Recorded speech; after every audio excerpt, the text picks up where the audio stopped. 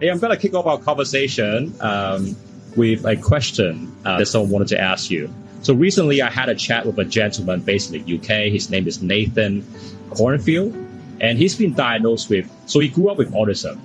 And the question he wanted to ask you is, what is the most important lesson you learn in life, Matthew? Wow, that's a big one. But actually, this took me a long time to come to a conclusion. And it may sound a little bit weird when I say it, but I'll explain the reason why. I care so much that I don't care at all. And what that means is that so much of our life is dictated by what we think others feel about us, their impressions, what it is that they want out of us, and so forth. And so many of us do whatever it is we can to basically accommodate other people's needs. As a result of that, I think what it does is it holds us back. It pulls us back. It puts us into a situation where we're always kind of looking outward instead of inward to determine what it is that we need to do in order to reach our full potential. Tell us, can you share 3 things that you think everyone should know about modern slavery and human trafficking? What are the 3 key takeaways or 3 lessons that you think everyone should know about? Well, I'm going to give you a couple of more. I'm going to give you some statistics because I think it basically relates to the question. There's an estimated 50 million people around the world who are in what's called human trafficking, modern slavery. Out of that, around 6.8 million or 6.3 million are in forced prostitution, 25 million in forced labor, 25,200 people enter per day, or a new slave every 4 seconds. The profits generated from modern slavery, $150 billion a year, second only to drug trafficking. That translates to about $4,200 earned a second by the criminals around the world. The amount of support that's given in order to address this only results in about 100,000 people being helped out of 50 million, which is 0.2%, which means with all of these victims all over the world, we basically aren't having much of an impact. What is the definition of modern slavery? Basically, modern slavery is when a person gets tricked and deceived in a situation where they lose control of their life, their freedom, in a work-related situation. So, basically what we often see is a person who takes a job thinking it's going to give them a certain livelihood. And when they get there, they come to realize that they've been cheated. And as a result of being cheated, they are forced to stay in place through debt or threats.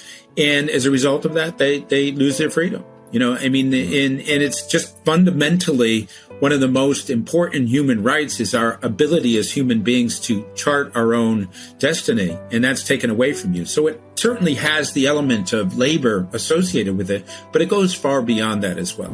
It's really about helping the world to come to the conclusion that this is something we all need to care about. This is something we all need to take a stand on. This is something that we all need to either post on or learn about or donate to or volunteer for. In the absence of that, the Gitas of the world find themselves in this situation with no possibility of getting out of that particular life. And that's basically what I think my activism is about, is just to find a way of incentivizing people to get in front of as many people as I can to give this message and say, listen, you can be a part of the solution. All you need to do is to open your heart, get to know what it is that's here, and then apply that to something. When it comes to writing, there are 3 things that you have to have. Number 1 is a story or something to say. Number 2, you need to have the ability to write. Number 3, you need the tenacity and the determination and the fortitude to finish something. So I'm not the greatest writer, but when it comes to being able to finish things, I just have this, when I say I'm going to do something, I set my mind to it and I achieve it.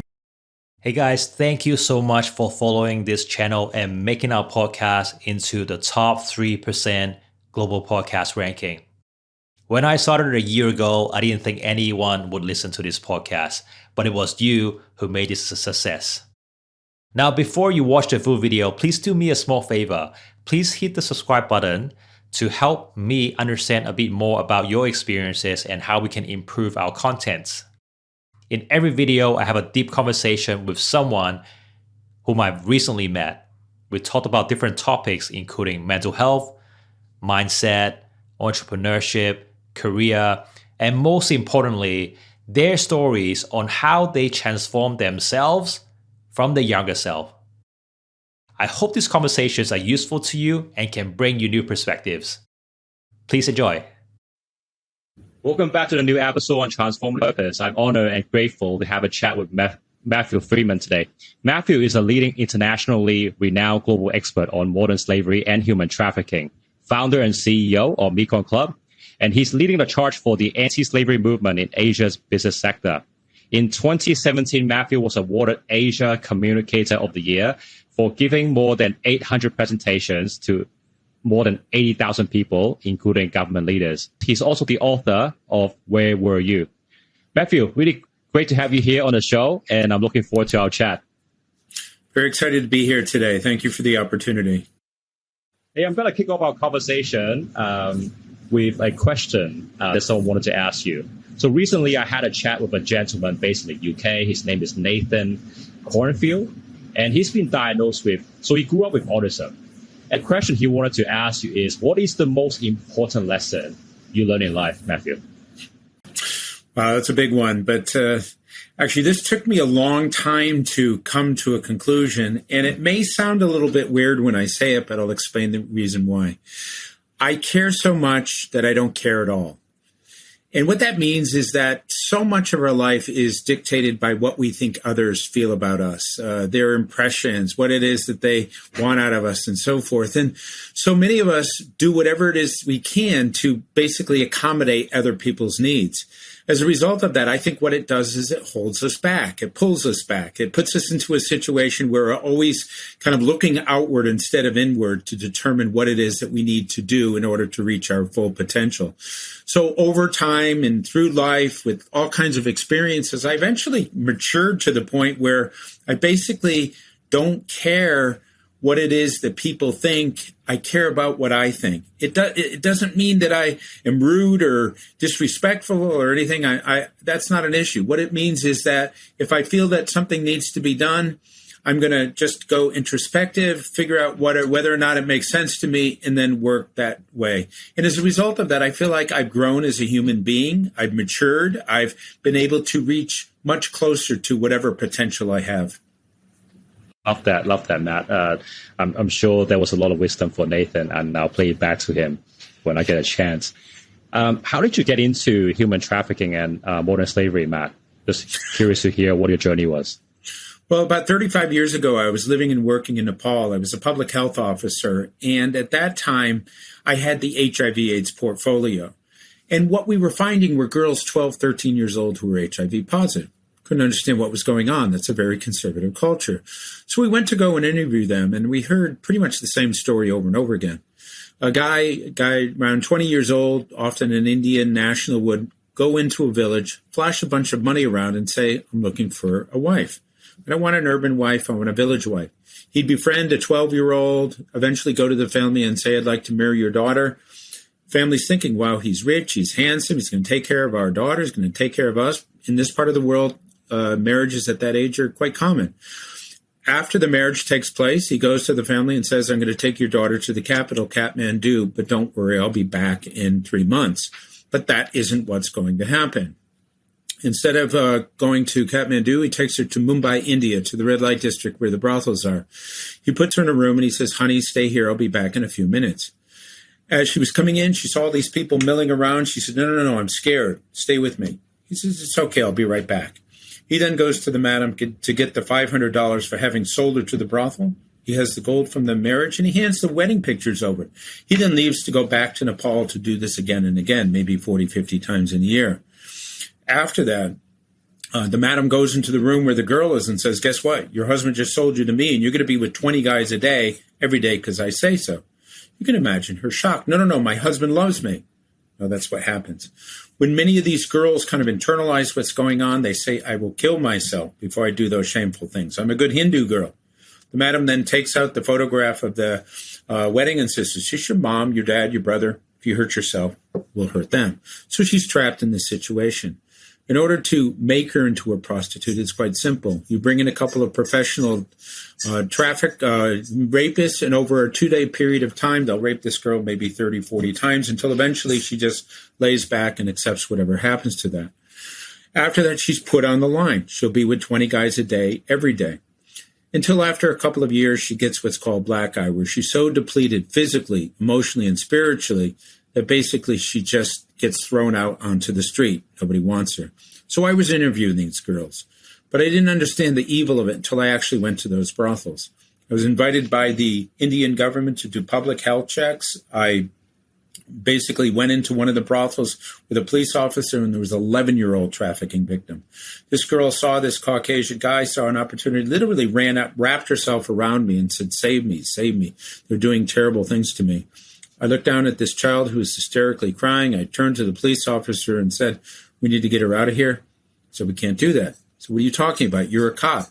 He said, basically, if we try to leave, we'll both be killed. To make a long story short, we left. We came back with a lot more police, but of course she was gone. Now, I tell this story because I wasn't one of those 15-year-olds that said when I grow up, I want to be an activist. In fact, I did everything I could not to. But every once in a while in life, we're tested. That was my big test. I failed miserably. I couldn't eat. I couldn't sleep. And eventually did what a lot of activists do. I surrendered to the fact that now that I know about this, this is what I'm going to do with my life. And 35 years later, here I am talking to you. Mm-hmm. Wow. Matt, thank you so much for sharing that story. I've never heard a story like that before. And there are so many points that struck me as you were narrating the story to me. How did that affect you mentally? Like seeing that firsthand for the first time? It had a devastating impact on me. I mean, I still see the visual of this young girl in my mind, even after all of these years. And to a certain extent, it's been a motivating factor. I mean, I feel like I failed her, and I feel like I have to do everything I can in order to make up for that. And that motivates me to do so much more. But the other thing is just recognizing that she is one of 6.3 million women and girls who are in a similar situation around the world. Every single day, these girls are commercially raped. Terrible things happen to them. And it's just something that many people don't know about, and they need to understand because when they hear that, like you, they say, wow, I had no idea that this was actually happening in the world today. Tell us, can you share 3 things that you think everyone should know about modern slavery and human trafficking? What are the 3 key takeaways or 3 lessons that you think everyone should know about? Well, I'm going to give you a couple of more. I'm going to give you some statistics because I think it basically relates to the question. There's an estimated 50 million people around the world who are in what's called human trafficking, modern slavery. Out of that, around 6.8 million or 6.3 million are in forced prostitution, 25 million in forced labor, 25,200 people enter per day, or a new slave every 4 seconds. The profits generated from modern slavery, $150 billion a year, second only to drug trafficking.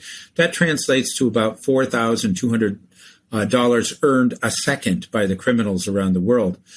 The amount of support that's given in order to address this only results in about 100,000 people being helped out of 50 million, which is 0.2%, which means with all of these victims all over the world, we basically aren't having much of an impact. I want to shift gear and talk about your new book, Where Were You? I read in the blurb, you mentioned there are more slaves in the world today than any other time in history. Why is that? It's partly because the world population continues to grow. I mean, there's 8 billion people. I don't think it's necessarily percentage-wise any higher or lower, but as the population gets bigger, more people get exploited. Another thing to add to this is that prior to COVID, the estimated number of people in modern slavery was 40 million. It increased another 10 million as a result of COVID. And the reason for that is sheer desperation. Let's say that you're a Bangladeshi garment worker. You have a pretty good job. You're supporting 4 or 5 people, maybe more at home. You go into the factory and all of a sudden the factory closes down. There's no orders coming in, and it doesn't close for a couple of days or weeks or months. It could close for years. So you as a family member go through your savings pretty quickly, and then eventually you have nothing to survive on, so you borrow money. When you can't pay that money back, the money launderers basically come and say, well, if you can't pay it back, I need a family member. They're going to end up on a fishing boat or in a sweatshop or in a brothel. So we're seeing that desperation is fueling a significant increase in the number of people who are entering into modern slavery. So as they say, there are more slaves today than any other time in history.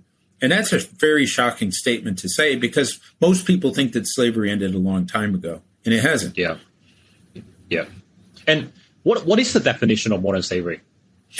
Basically, modern slavery is when a person gets tricked and deceived in a situation where they lose control of their life, their freedom, in a work-related situation. So, basically what we often see is a person who takes a job thinking it's going to give them a certain livelihood. And when they get there, they come to realize that they've been cheated. And as a result of being cheated, they are forced to stay in place through debt or threats. And as a result of that, they lose their freedom. And it's just fundamentally one of the most important human rights is our ability as human beings to chart our own destiny, and that's taken away from you. So it certainly has the element of labor associated with it, but it goes far beyond that as well. Mm-hmm. You wrote a beautiful book, Matt. Could you share with the audience what your book is about and who is it for? So for many years, people come to me and say, well, is there a textbook or a book that kind of summarizes everything I need to know related to human trafficking? And I struggled with that because there are books that have a victim talking about their experience and testimonials, or one that just focuses on sex trafficking, or something that focuses on the environment and forced labor. But I never really felt like there was a book that kind of pulled together how did the human trafficking movement start? How did it become now named modern slavery?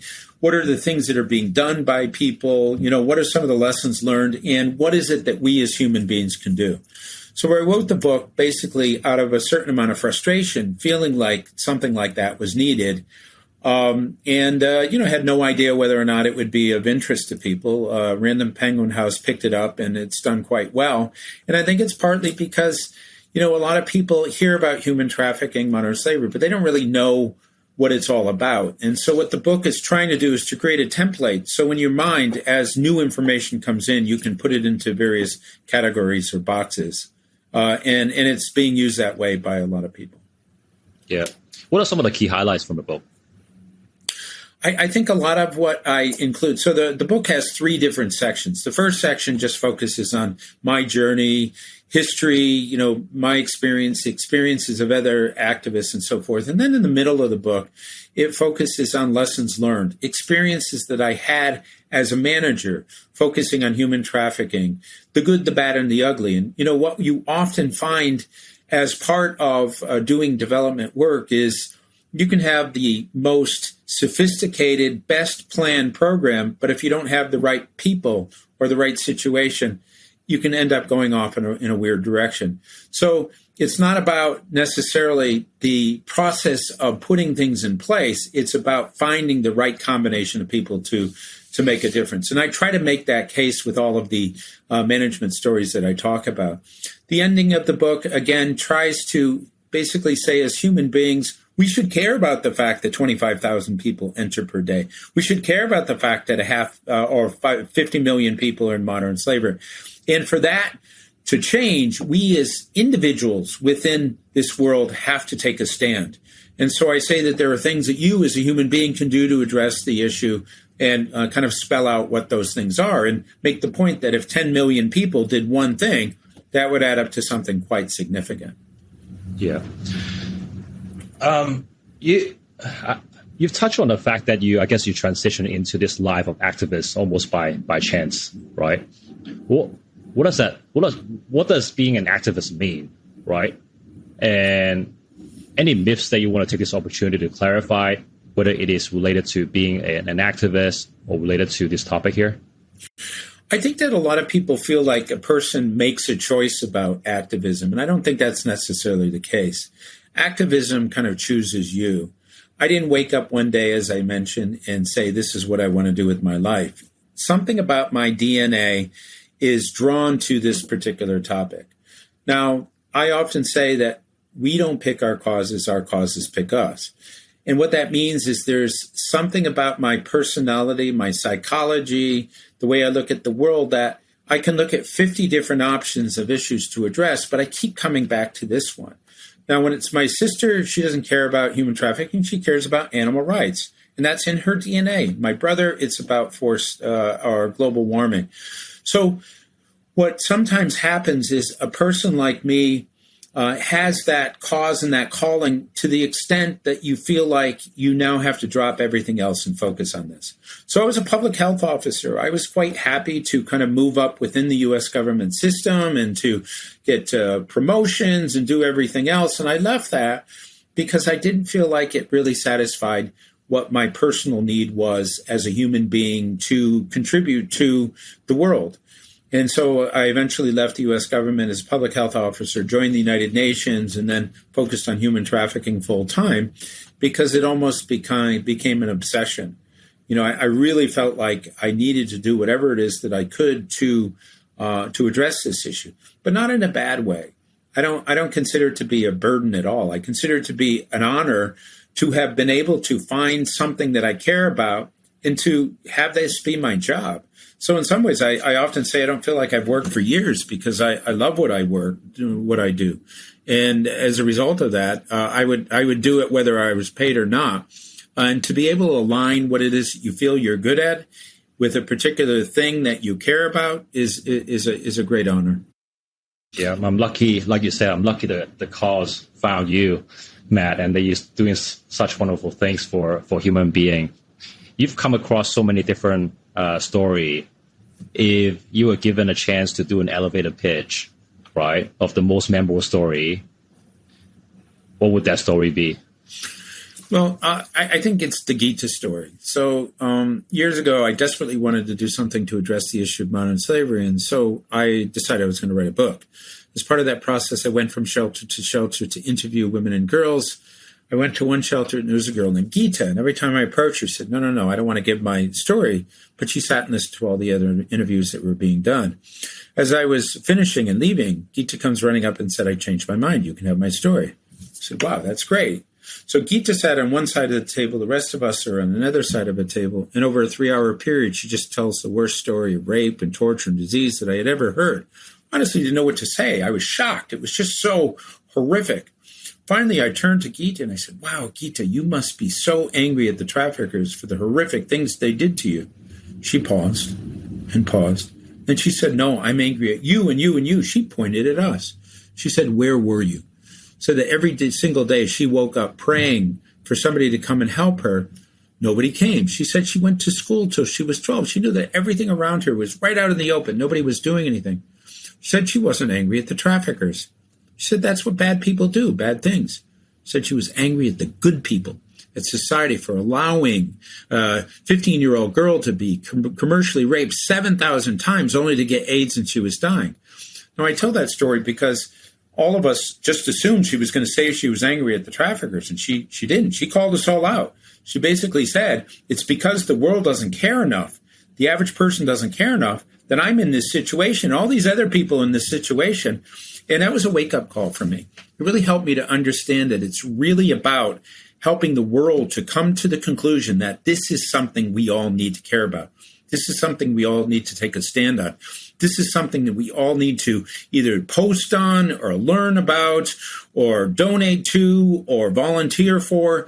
In the absence of that, the Gitas of the world find themselves in this situation with no possibility of getting out of that particular life. And that's basically what I think my activism is about. It's just to find a way of incentivizing people to get in front of as many people as I can to give this message and say, listen, you can be a part of the solution. All you need to do is to open your heart, get to know what it is that's here, and then apply that to something. Just do it. Yeah. And that story gave you the inspiration for the title of the book, I guess. It did, actually. And it's another one of those things, I interviewed a lot of those women back then, probably 300 or 400 of them, and they all died. So here, to add insult to injury, they were taken away from their communities. They were forced into prostitution for several years. They got a disease and then they passed. So, it's just such a horrific combination of characteristics for a young person to go through. Nobody should have to experience that type of thing. Hey, Matt, you've touched on many powerful, nerve-wracking stories, if I can put it that way. How do you stay sane? What have you struggled with personally, like hearing all these horrible stories? How do you detach from your own emotions and try to be rational? Well, I have to admit that I probably burnt out 3 or 4 times. It really gotten to a point where I became depressed and became frustrated and angry. There have been times when I just threw up my hands and said, okay, I'm not going to do this anymore. This is ridiculous. It's having too much of an impact on my life, and I can't turn it off and so forth. And I don't know. Each time that happens, I kind of have a low, and for a period of time, I just decide that I'm not going to do anything. And then I start seeing articles again, and somebody calls me or I see an email, and then I kind of regroup. And interestingly, after each of these particular moments, I feel like I'm a little bit stronger and a little bit better able to protect my emotions from, what it is that I'm experiencing.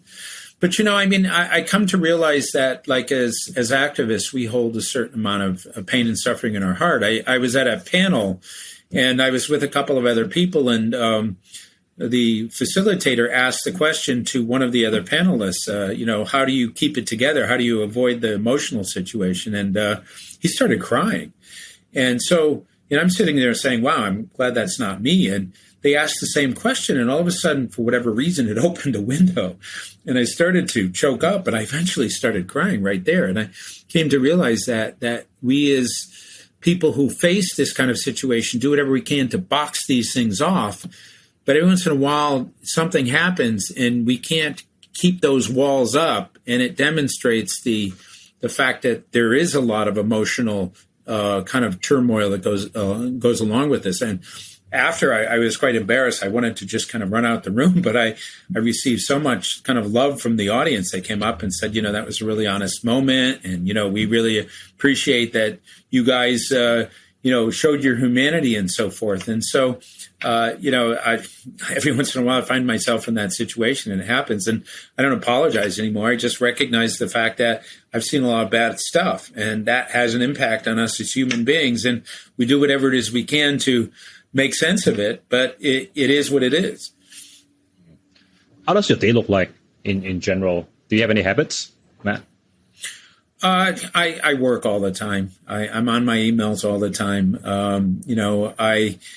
I grew up in a family where my parents kind of instilled this sense that if you weren't doing something productive, then you were wasting yourself. So I find myself getting up early and doing my emails and doing my work and writing and having other projects and so forth. And, to a certain extent, it's kind of a burden, but at the same time, I'm productive. I'm able to kind of do a lot of things. When it comes to writing, there are 3 things that you have to have. Number 1 is a story or something to say.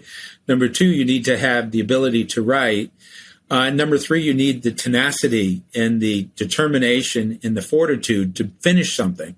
So I'm not the greatest writer, but when it comes to being able to finish things, I just have this, when I say I'm going to do something, I set my mind to it and I achieve it. So you may see that there are authors who have 2 or 3 amazing chapters. It's just written so beautifully, but they don't have the ability to continue and finalize it. And so if you have those 3 things, then I think, and you have them in a high level, then you're going to be a bestseller author. I happen to have a couple of them that are higher than others, but at the end of the day, that tenacity is really important. Yeah, I love what you just said. And I remember you made a goal last year that you're going to write at least 1 piece of content for LinkedIn for 365 days, right? Yeah, I did that. 520 words for 365 days. It was a challenge when you got into the 8th or 9th month. And I still post now about 4 times a week still. Yeah. It's part of the awareness raising. It's a part of basically finding a constituent of people who need to hear about this, need to understand this. So when I was posting during that time, in a week, it would be 4 or 5 articles or exposés on human trafficking, but I would mix it up with some management stories, some lessons learned, and some childhood experiences, embarrassing things that happened to me and the lessons that I learned from that. And so I enjoyed that process as well because it allowed me to take a nostalgic journey back into my own personal history. Yeah. Now, Matt, you're a great writer. I follow a lot of the content that you post on LinkedIn. But I've got to admit, some of the stories were really hard to read because I just couldn't believe those things are actually happening in real life. Let's talk about solutions, right? And I'm going to talk about the 4 different levels, and feel free to add more. From a government standpoint, from a parent standpoint, from an individual standpoint. Yeah, so from a government standpoint, right? How can we help and not contribute, I guess, to these systematic issues? Perhaps maybe education. From education standpoint, how can we help? How can parents help? And how can individuals help? Okay, well, I mean, from the government standpoint, I'll include governments, United Nations, NGOs, corporations. All of those particular institutions have a part to play. Governments need to set laws, and basically, because what we're talking about is illegal activity, they need to follow up. And I think that most governments have something in place, but they see this as a priority that is 27th out of 50. It's low on the list. It's not high enough to really make much of a difference. United Nations and the NGOs just need to continue what they're doing, help people to understand that what we're dealing with here is a horrific situation, and that resources has to be set aside to address this. And corporations have to be concerned about this, because if you manufacture things, your supply chain could have sweatshops in it. Or if you're a bank, you might be supporting an organization that's doing these illegal activities, and this could be money laundering for that. Or the hospitality sector could have, hotels that are being used to support sex trafficking and so forth. So all of those institutions need to understand what the issue is and put in place resources in order to address it.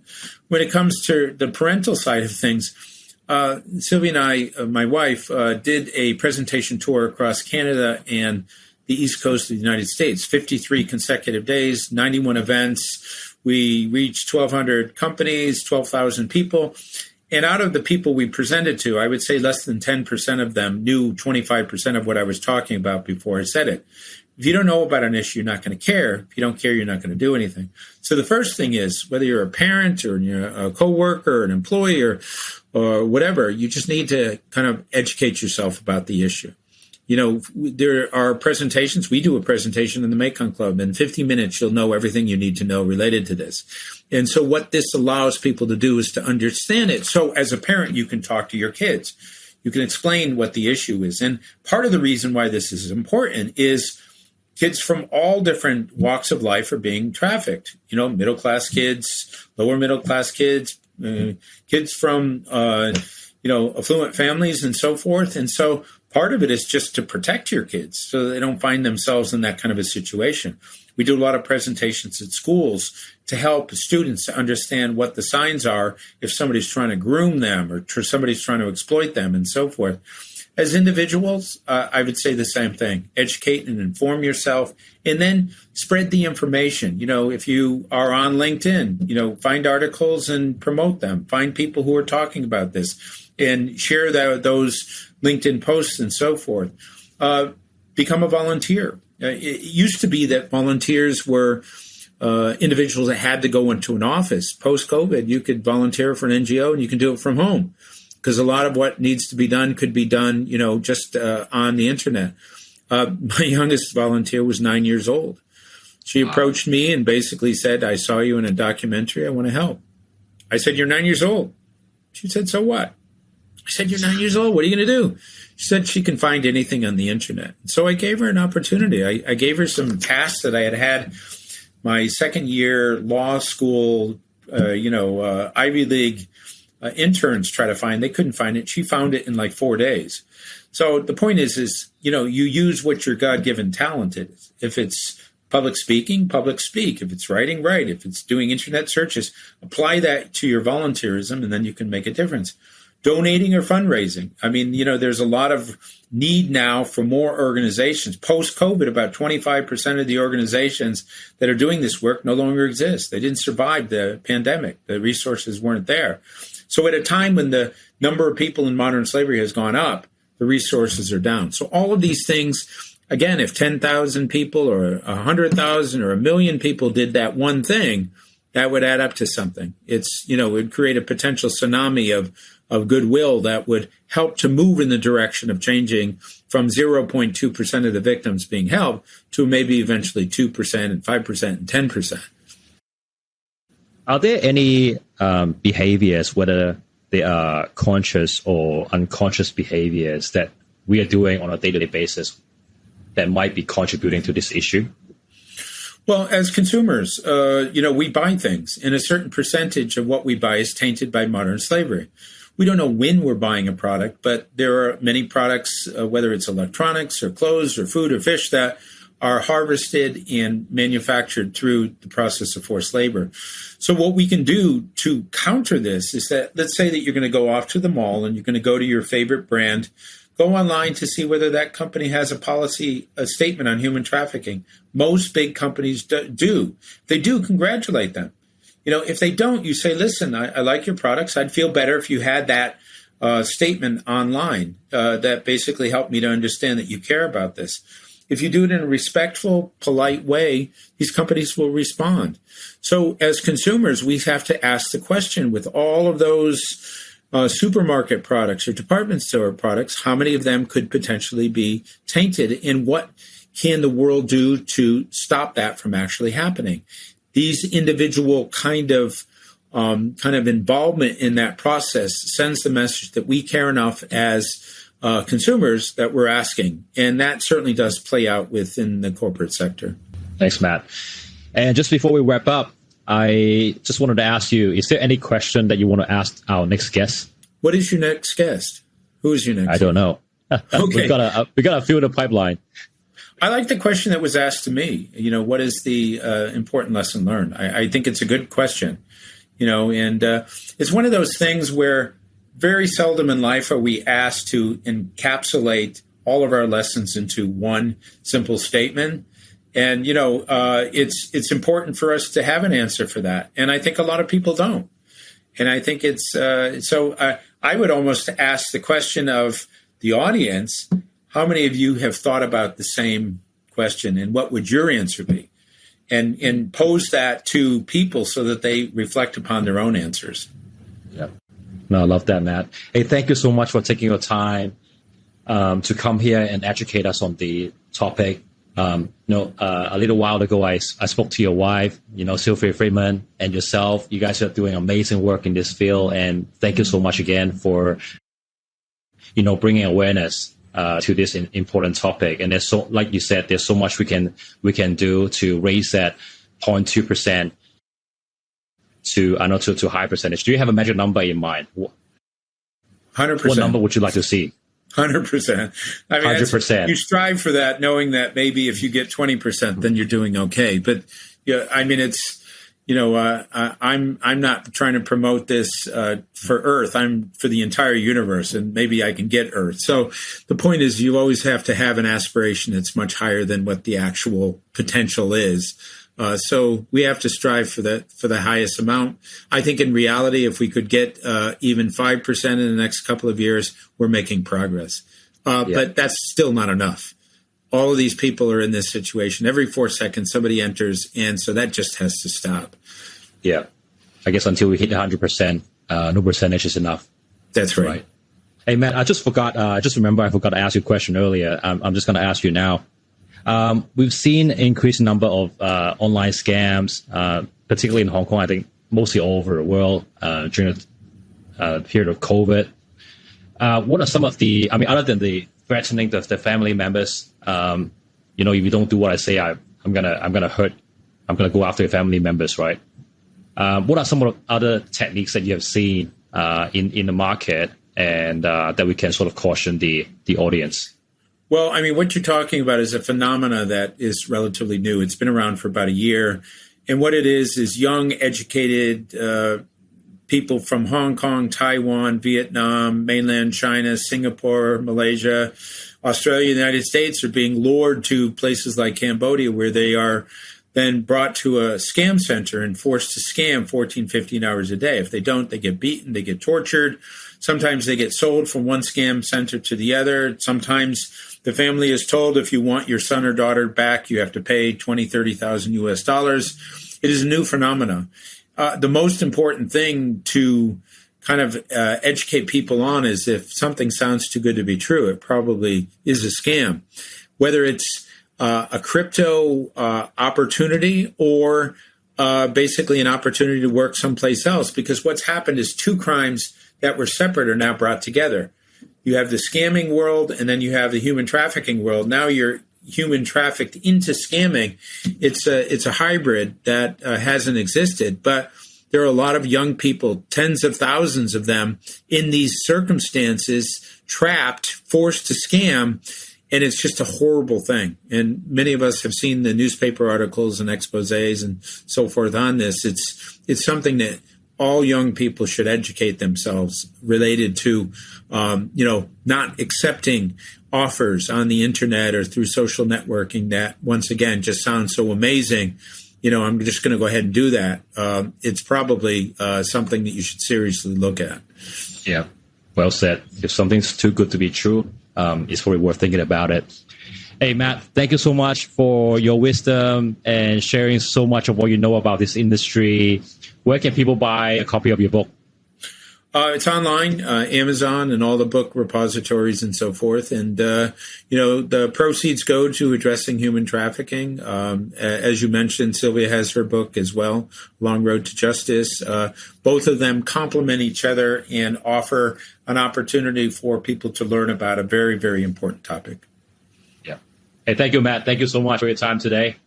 Lovely chat. Thank you very much for the opportunity. Have a good day, mate. Bye-bye.